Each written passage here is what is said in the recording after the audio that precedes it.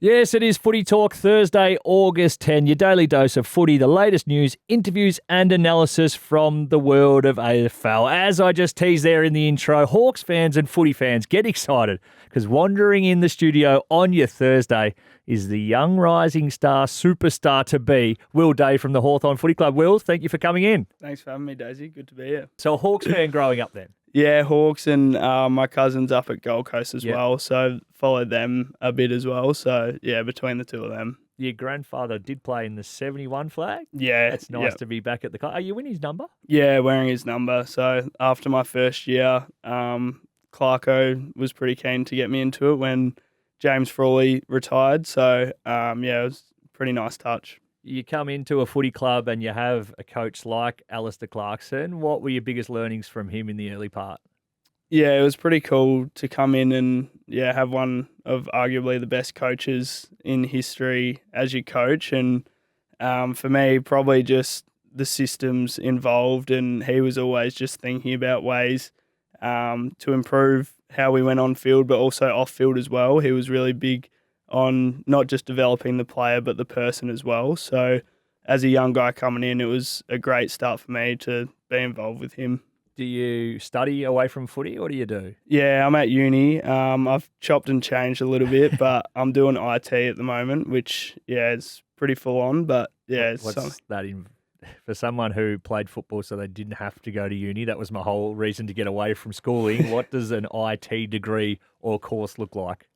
This one's pretty broad. I've learned a bit about programming and then just sort of network and telecommunications and things like that. So, there's a lot of big words that probably make it sound a bit fancier than what it is. But, yeah.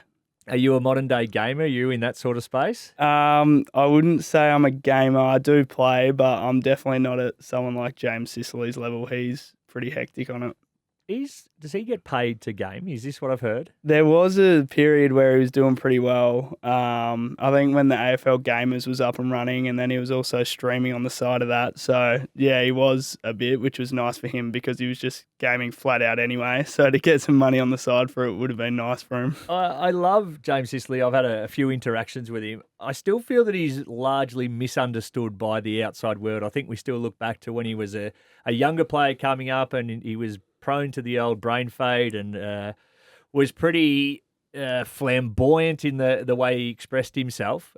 Do you and what have you been learning from him, and how do you enjoy him as a person but also his captaincy? Yeah, well, when I got to the club, I reckon my first 2 years, everyone back home, their first question would just be, oh, what's James Sicily like? Like, what's he like? And when I'd tell him that he actually is just a big kid and loves gaming, and things like that, they were actually a bit shocked. So, yeah, I think that's what I've taken away from him. He's just his own person, and especially now as our captain, it would have been easy for him to try and just be someone he's not and be that conventional captain. But the way that he's been able to just be true to himself and the way he talks to us is just really genuine, and I think that's why he's so impactful as our captain. He's the ultimate competitor as well. That's the thing that I think people confuse the blow-ups with, rather than looking at it going, well, this bloke cares because he just wants to win. Yeah, I think that's it. I've said a few times that he just would do anything for us to win, and he's had some games this year where he's probably single-handedly got us across the line. Even on the weekend, he was massive for us as well. So, yeah, just his competitive nature is really inspiring. You've just ticked off 50 games yourself. Congratulations. Moving forward, are you looking at leadership roles? You strike me as the kind of guy and the way you play, but also your presence as someone that would be suited to a role like that? Yeah, I think so. I think early on I was probably looking to leadership a little bit too much and probably try to fast track that, and I probably saw that my performance wasn't where it needed to be. So this year especially, I focused on my role for the team and playing well, and naturally that is leadership first, and from there I'll look to try and expand on my leadership from there, but let it happen a bit more organically. Have you got like an emerging leaders program at the Hawks? Yeah, we do. There's a group, I think, of 6 of us. Yep. Rob McCartney is running that, our GM of football, and he's great with us and gives us a lot of belief. And with such a young group that we've got, he makes us believe that it's our team and we need to push us forward. Who are some of the other names for all the Hawks fans who are listening? And we're going to look to the future of what this leadership group will probably transition, hopefully, for the next 5 to 10 years. Who are some of the other names in there with you? Yeah, so we got John Newcomb, Carl Amon, Harry Morrison, James Warple, Connor Nash. I reckon I'm forgetting one or two others, but yeah, there's some of the names that are in there. And yeah, it's been nice that amongst that group, we've been able to play a pivotal role this year and performing well. Absolutely. You speak of you taking care of your own performance. I went through the numbers. So you've had one game under 20 possessions, 12 of them over 25, and the rest, which I think would make it 6 or 7, lay in between that. That is a hell of a consistent year. Is there anything you've done over the preseason? Did you get super fit, change of role? Where does that come from? Yeah, I think this preseason was the most I've been able to do, and it was almost a full preseason. And in the past, it's been very interrupted. So straight away, when I've got more confidence in my body, that does help a lot. But also, just my training standards went up to another level. Had a chat with Sam at the end of last year after a year that I wasn't happy with, and we knew that I could play at a better level. And he sort of just questioned me about my training standards, and someone who was still quite young and naive probably thought that I was doing everything I could. But this preseason, I was able to take it to another level, and I think it's led to some better performances. Usually with the young players, when that idea is floated, there's a name that they say, look, if you want to go see what professionalism's about, go tag onto him for a period of time. Did that happen through the preseason? Did you work closely with one of the older boys? Yeah, well, probably not one of the older boys, but Dylan Moore is one at our club who his training standards are elite, and it's been nice that I've been living with him and I get to follow him around a lot more closely. But he's won every training session. He's just going to the nth degree to be as impactful, but also just get better as quick as possible. So it's been nice to follow him. What's the living arrangement like? Is it a fun house? Is he serious? Is there Uber Eats coming every night? What's sort of the setup? No, so I'm living with Maury, and then I've got one of my best mates over from Adelaide. He's living with us as well. So between the three of us, there's a bit going on. We're always playing indoor cricket, or Yes. They've been playing the AFL game on the PlayStation quite a bit as well. So there's always something going on. But yeah, we've got a good mix of fun. But yeah, we do all right around the house as well. Honesty in this question. Who do you pick to play for when you play the AFL game? Do you pick the Hawks or do you go for a different side? Oh, our ratings aren't great. Well, this is what I mean. Are you loyal to the gaming, or are we going for a Melbourne or a Collingwood? No, I'm definitely going for someone like, even a Brisbane's got some pretty good ratings. So yeah, I'll probably go the Lions. That is good fun. The Dill Moore. Is there a vice captain at your footy club? Yeah, vice captain this year. As a young kid. But that core group of players you have, and we'll touch in the next segment about how good you guys were against the Pies, but it seems like the reliance not so much now on the older blokes, and there's not as many left, that probably being Sicily, your Breust, and your Wingard. You guys carrying the mantle and pushing that up has almost meant that they can play better footy as just almost spare parts. Yeah, I think we've had a massive emphasis on getting the weighted numbers, and we've started to be able to see that this year with some other guys stepping up as well. So Warps is back to his best footy as well. John Newcomb, Connor Nash has gone to another level as well. So when you have these guys who are picking up the load, and then someone like Sis who still does have his massive games, but we don't need to rely on that nearly as much this year. So yeah, spot on. Hawks fans will be happy to hear that. Hey, mate, hang around. We've got plenty more to chat through. I want to get into a little bit of the handover stuff, the nitty-gritty of Sam Mitchell and, of course, Alistair Clarkson. This is the Footy Talk podcast. You're listening to Footy Talk. If you're listening on Spotify, hit the bell. In studio with the young Hawks superstar, Will Day. Now, Will, you spoke about Clarko before, and then as a moving on, succession plan, if you will, Sam Mitchell has come in.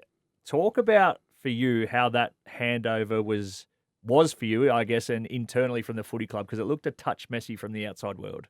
Yeah, when Sam came back and he was coaching Box Hill, I think we all knew that was the plan and a bit of a succession plan. So He was coaching away in the twos, and Clarko was obviously coaching the AFL side. And even then, like our Box Hill team would have this really attacking game plan, and then Clarko would be a bit more defensive, and naturally that's been the way he's coached in his career. So, yeah, there was a bit of altering messages through there.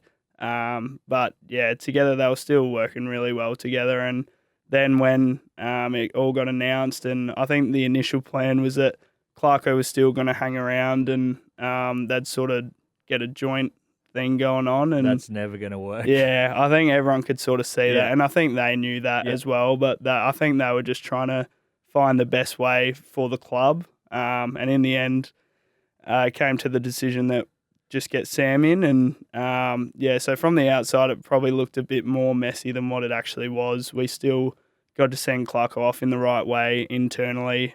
We've obviously still got so much respect for him, and none of that changed. So I think from the outside, it probably looked a bit more messy than what it was. I think for Hawthorn fans who may have been questioning it at the time, they can sit there and look right now and say, hey, this is an exciting future for the Hawks. Where you're coming from, it's might not be the long rebuild like some are picking. The offensive game style, how do you go and how is Sam's messaging in and around, let's go helter-skelter, because I think the other week against Port you had 100 more handballs or whatever and got smoked. Is it still the balancing act of trying to find when you can go fast versus defending the ground, setting it up and learning all of the new teachings, I guess, he has to bring to you? Definitely. I think there's going to have to be a balance involved, and the coaches have identified that as well. And initially when we did just want to play the most attacking we could, it worked really well for us, but then it showed that when it didn't work, we'd get burnt quite badly. So I think now that's our DNA. We still want to be an attacking team, but we're definitely getting some more plays up our sleeve and just different modes of play. So then when it isn't going our way, we don't just crumble and we can still actually hold on and gain momentum back. What about your own position? So you played little bit of wing, but now more on ball. Where do you see yourself going? Because I've got a philosophy about you bastards who go on ball at above 6'2.5", 6'3", that is really unfair for us little 6-foot midgets. So where do you lie there? Yeah, so as a junior, I was inside mid and everyone grew and got a bit bigger, but I just stayed very skinny. Yeah. So I ended up getting pushed to the halfback and wing. For my school side, I was playing centre halfback. So I think that actually worked in my favour, and I was able to learn, like, my marking increased because of that and just reading the play as well. So even playing backline when I first got in was good. I wasn't ready to go in the midfield. So I think the plan was always for me to get back into the midfield. It was just when. And yeah, probably the 2 ankle injuries I did have probably has helped me in the long run. At the time, I probably didn't think that. But yeah, to get my body now to a position through that period and then a few other pre-seasons, it was nice to get back in, and I definitely see myself as a mid.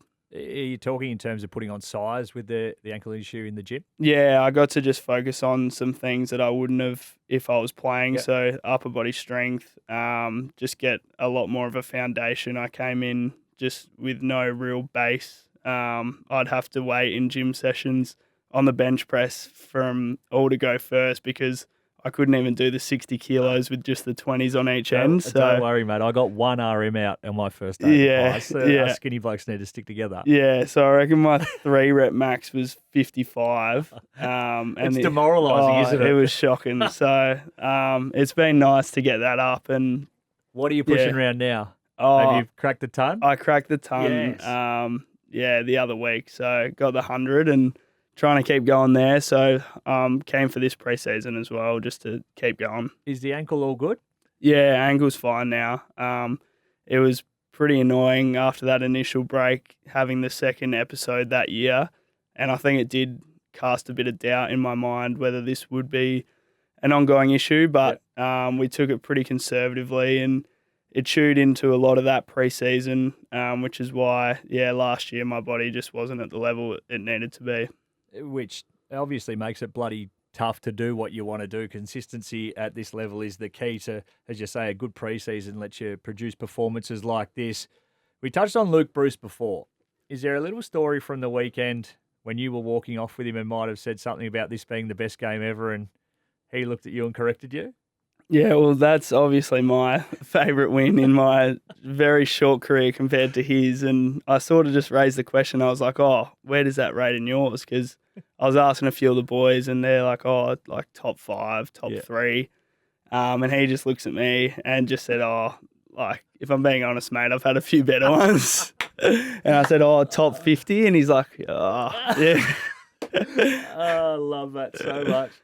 So how many premierships has he won? 3? Three times. Yeah. So he's playing some Plenty good of- footy. 42 goals on the year, kicking 6 the other week. Yeah, he just goes under the radar and he just kicks goals, and his forward craft obviously was such a career he's had, and just the little things he does is pretty special. Hey, we are an interactive podcast, so we do put it out to the people. If you do have a question, get us on Instagram at footytalk_pod or TikTok at footytalkpod.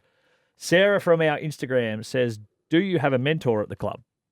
Yeah, so this year, Adrian Hickmott, one of our assistant coaches, he's been really good for me. It's my first year with him as my mentor, and he's been awesome, just like what I said about Sam, but just instilling that belief in me. And we'll watch some vision, and he just pushes me to do things that I probably don't think I could do, especially earlier this year. And whether that's taking the game on or just playing to my strengths, he's been awesome for me, and just every week just being really consistent about my development. Love that. Brian from Instagram, what would you be doing if you weren't playing footy? Yeah, I don't know. It's hard because as soon as you get drafted, Was that the dream always? Like that was the one goal? It was the dream. It probably wasn't a reality until my under-18s year. I was a bit under the radar and a bit far from it early on. Didn't really make any state teams or anything. So I was still going to school, studying as if I wasn't going to be drafted. And engineering was probably the thing that I wanted to get into. But then, in my year 12 and my 18th year, it all sort of came pretty quickly. And, the dream played out. So you're talking engineering, currently doing IT. What sort of TR or enter score did you get? I was 88, so it was a pretty tough. Talk about year 12. overachiever, Yeah. star footballer, 88. Yeah, it was a pretty tough year 12, just with a few of the subjects were pretty tough, and then all the footy commitments as well. So it was nice to sort of get that done, and then play out my dream in footy. Well, that is awesome. For reference, I got 33.6, so I had a few more eggs in the footballing basket. I didn't really have a backup plan, so I'm glad that worked out. Hey, mate, thank you so much for joining us on the Footy Talk Pod. It's been a great chat with you, and from everyone here, but everyone across the AFL, we're really excited to watch you continue to flourish, and all the best with what's to come. Awesome. Thanks, Daisy. That's been the Footy Talk Pod for today. Tomorrow, Joey and Kate continue the previews for what's going to be a massive round of footy.